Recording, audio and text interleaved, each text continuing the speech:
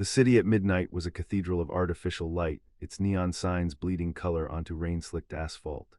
He walked alone, a solitary figure in the sprawling emptiness, each footfall echoing in the profound quiet that had descended after the day's cacophony. For years, this silence had felt like a weight, a verdict of loneliness handed down by a world that equated solitude with failure. But tonight, something had shifted. The silence was no longer an absence. It was a presence, a vast and liberating expanse. It was the sound of no one expecting anything from him. His phone, a constant, buzzing anchor to other people's demands, was dark and heavy in his pocket. He had left a trail of unread messages and ignored calls in his wake, a digital breadcrumb path leading away from the life he was supposed to be living. Each notification he had denied felt like a chain snapping, the phantom vibrations of obligation finally stilling. He saw them now for what they were, not connections but tethers. They were the expectations of his family, the performative demands of his career, the subtle negotiations required to maintain every friendship. They were a script he had been handed at birth, and he had been reciting his lines with growing desperation, his own voice becoming a faint echo beneath the chorus of others. The cool night air was a balm, washing over him as he paused beneath the flickering sign of a closed cafe. He looked at his faint reflection in the dark glass, a ghost haunting the edges of a world he was no longer sure he wanted to inhabit. And then the question rose, unbidden and terrifying in its simplicity, a seismic shift in the bedrock of his consciousness. What would I create if no one could stop me? It was not a gentle inquiry, but a thunderclap that shattered the remaining glass of his old reality. The question carried no reassurance, only the vertigo of pure, unbounded potential. It was the terror of standing at the edge of a cliff with wings he had never tested, the dizzying freedom of a blank canvas that stretched into infinity. All the excuses, the reasons, the prudent delays, they evaporated in the face of it. They had never been reasons at all, only the bars of a cage he had mistaken for a home. This was the spark. This moment on a deserted street under the indifferent gaze of neon stars was the beginning of his true journey. It was not a journey across land, but into the philosophical solitude of his own soul. The path ahead was not paved with the approval of others, but with the raw, unedited materials of self-creation. He took a deep breath, the city's metallic scent filling his lungs, and turned away from the reflection. He walked on, not away from something, but toward the immense and frightening freedom of becoming his own sole architect. Centuries away from the neon glow, under the relentless clarifying sun of ancient Athens, a different kind of freedom was being practiced. It was not found in the marble halls of power or the whispered debates of the academy, but in the coarse grain of a large ceramic barrel, a pithos that served as both home and fortress. Here lived Diogenes, a man who had systematically dismantled every convention that sought to claim him. He owned nothing but a cloak, a staff, a wooden bowl, and an audacity that defied an empire. His wealth was his disregard for wealth. His status, a complete emancipation from the need for status. He was a man who had pared life down to its essential truth and found sovereignty in the resulting emptiness. The story unfolded like a parable under the Attic sky. Alexander the Great, the most powerful man in the known world, whose very word could summon armies and topple kingdoms, had heard of the philosopher who wanted for nothing.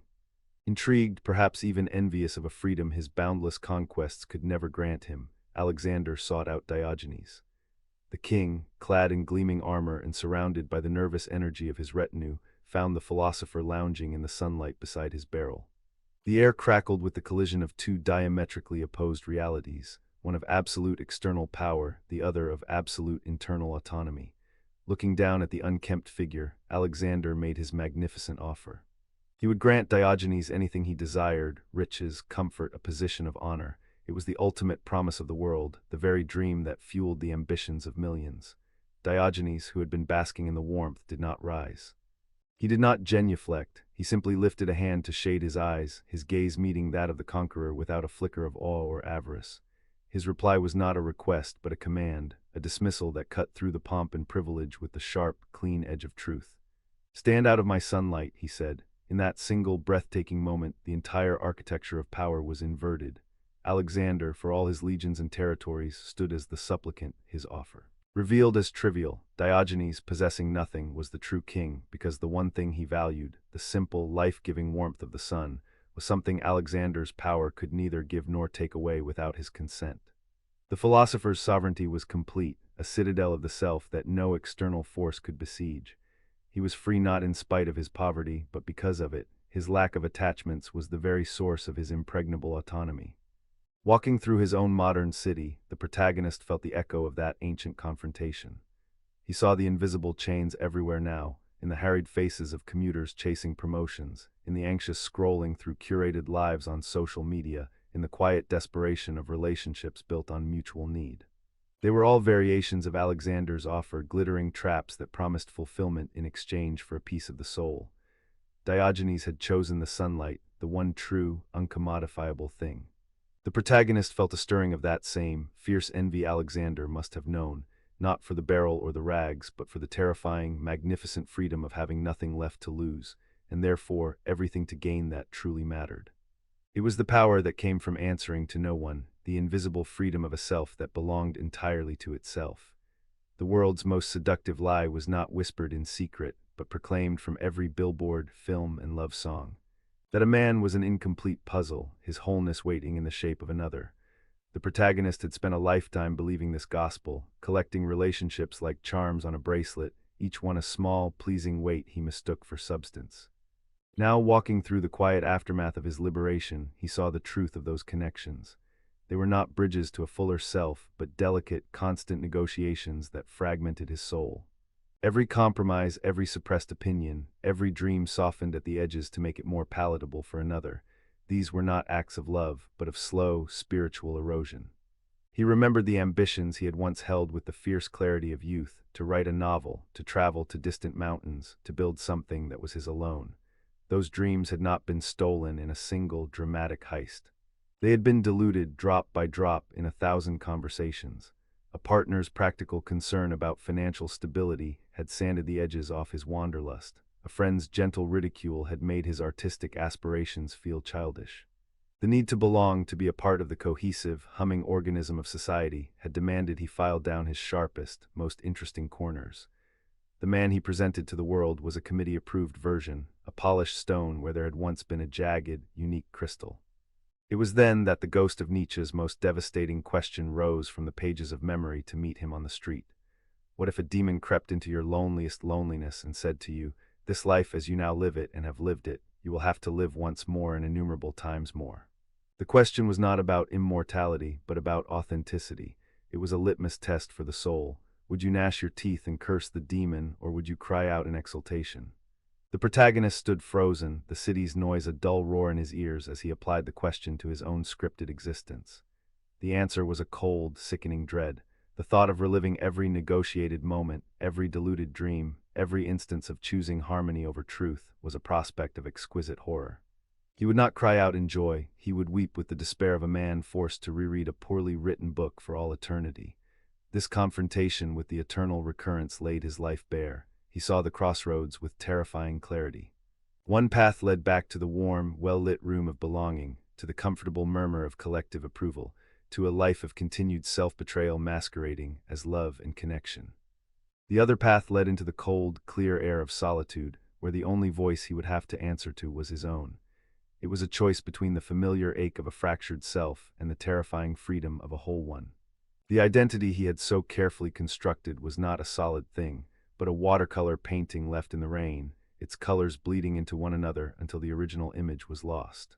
To step into solitude was not to embrace loneliness, but to stop the dilution, to pick up the brush and begin the painstaking work of repainting his own portrait, with no one else's hand to guide his own. The world had taught him to fear being alone, to equate empty rooms with empty worth. But in the weeks following his philosophical awakening, he began to discern the crucial, life-altering distinction between the two states that had always been conflated in his mind.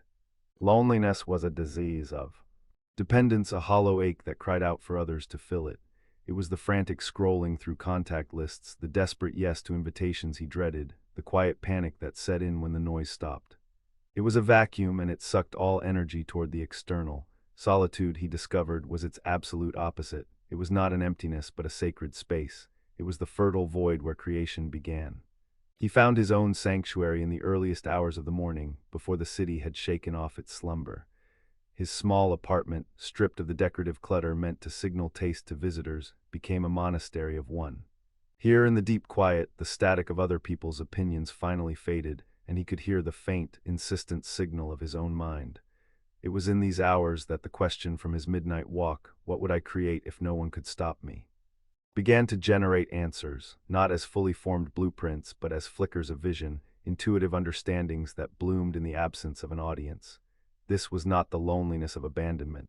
It was the solitude of the artist in the studio, the philosopher in his study, the sovereign in his private chambers. It was the habitat of those who built worlds rather than merely inhabiting them. His thoughts turned to Arthur Schopenhauer, a man who had not merely tolerated solitude but had engineered his entire existence around it. The philosopher's daily routine in Frankfurt was a masterpiece of disciplined isolation. Writing in the morning, playing the flute at noon, walking his beloved poodle in the afternoon. The poodle Atma was not a substitute for human company but a silent, undemanding companion who did not fragment his focus with conversation or needs. Schopenhauer's life was a testament to the fact that a focused existence in isolation was not a retreat from the world, but a more profound engagement with it. His great work, The World as Will and Representation, was not the product of collaborative seminars or lively debates.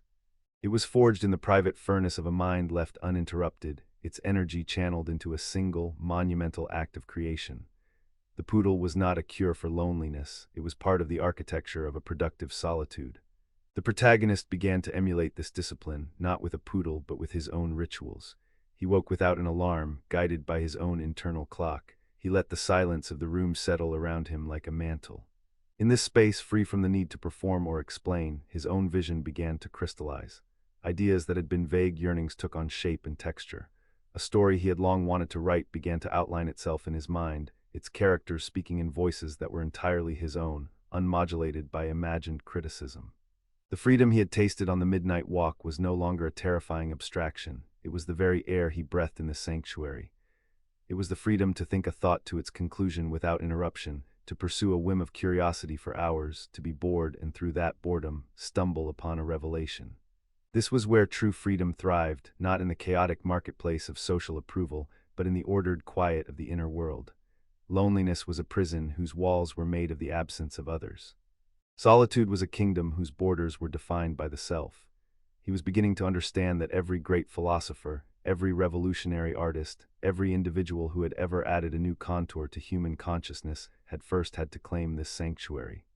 They had to choose, as he was now choosing, the sacred space of aloneness over the noisy, distracting, and ultimately draining world of constant belonging. It was in this solitude that the chains of the expected finally fell away, and the boundless potential of his own unbounded will began, for the first time, to feel like home. The institution of marriage presented itself as the ultimate covenant, a sacred union promising completion. Yet, from the vantage point of his newfound solitude, the protagonist saw it for what it truly was. A sophisticated mechanism for the division of a soul. It demanded halves where wholeness existed, insisting that two incomplete beings could forge a perfect circle through compromise. But a circle forged from two halves was a fragile thing. It seemed forever a point of weakness, its integrity dependent on constant maintenance. The energy required for this maintenance, the emotional labor, the unspoken negotiations, the careful calibration of desires, was a tax levied on the will to power. It was creative force siphoned away from its true purpose and redirected into the endless work of sustaining a bargain. He considered the great men of history, their legacies often framed by the supportive women beside them. Napoleon Bonaparte, the strategist who reshaped continents, was known to consult his Josephine in moments of crisis. But what was this consultation if not a dilution of focus? The general's mind, a blade honed for conquest, was forced to turn inward, to parse the emotional weather of a relationship, to expend precious cognitive resources on reassurance and romantic logistics. The energy that could have fueled a more audacious campaign or a sharper tactical insight was diverted, bled into the soft soil of domestic concern. His sovereignty, while vast, was not absolute. A portion of it was always held in trust by another, a permanent leak in the reservoir of his ambition. Similarly, Albert Einstein's genius was a towering, solitary flame, yet it had flickered in the crosswinds of romantic entanglement. The years of his greatest revelations were also years of personal turmoil, of balancing the sublime abstractions of physics with the mundane complexities of a failing marriage. The mind that conceived the theory of relativity had to also schedule time for family, navigate spousal disappointment, and partition its attention. The protagonist imagined the sheer cognitive cost, the friction introduced into a mind that should have been gliding through the cosmos unimpeded. Each moment spent soothing a wounded heart or negotiating a household duty was a moment stolen from the contemplation of the universe's secrets. The pure, unbounded flow of the will to power was forced through the narrow, twisting channels of compromise, its pressure dropping, its force dissipating into the ether of emotional upkeep. Reflecting in his sanctuary, the protagonist felt the truth of this with a chilling clarity. The will to power, that fundamental drive to create, to overcome, to impose one's order upon chaos, flowed most purely when it was unbound.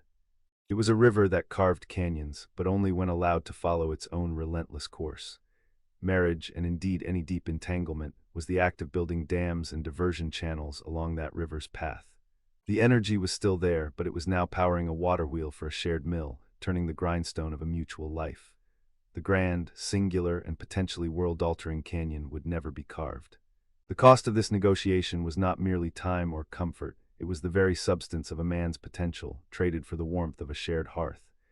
It was the choice between building a legacy and maintaining a partnership, between the terrifying freedom of a solitary peak and the comfortable, cultivated valley of a life lived in halves. A hidden lineage ran through history, a golden thread connecting those who had dared to live by their own law. It was not a bloodline, but a current of thought, a tradition of radical freedom practiced by men who understood that greatness was not born in comfort or consensus, but forged in the crucible of absolute autonomy. The protagonist saw the chain now, linking the cynical clarity of Diogenes in his sun-drenched barrel to the explosive, prophetic fury of Nietzsche in his alpine solitude, and onward to the profound, systematic mapping of the inner world by Carl Jung. They were all cartographers of the sovereign self, each charting a different quadrant of the same uncharted territory, the landscape of a human being who belonged entirely to himself. Jung's concept of individuation became the protagonist's new map. It was not a path of self-improvement, but of self-reclamation. The process demanded a descent into the depths of one's own psyche, a deliberate and courageous journey into solitude to meet the shadow. The shadow was not a monster to be slain, but the disowned self, the repressed desires, the unacknowledged angers, the talents left to wither, the instincts deemed unacceptable by the collective. Society, with its relentless pressure to belong, encouraged men to lock this shadow in a basement of the soul, to present a sanitized, acceptable face to the world. But a man who did this was forever divided, a king ruling only the sunlit upper floors of his castle, while a chaotic, powerful force rattled the chains in the dungeon below. True wholeness, Jung taught, could only be achieved by descending those stairs, not with a weapon, but with a lantern. It required the solitude to sit with these disowned parts, to acknowledge their power, to integrate their raw energy into the totality of the self. This was not a social activity. It was the most intimate and terrifying negotiation a person could undertake, a meeting that could only happen in the profound quiet where no other voice could offer reassurance or condemnation. The protagonist understood that his midnight walks, his early morning vigils in his apartment sanctuary, were the beginning of this descent. He was not running from the world, but into the heart of his own darkness, seeking the missing pieces of himself that he had bargained away for the illusion of belonging. This was the ultimate empowerment, choosing freedom over comfort, wholeness over harmony.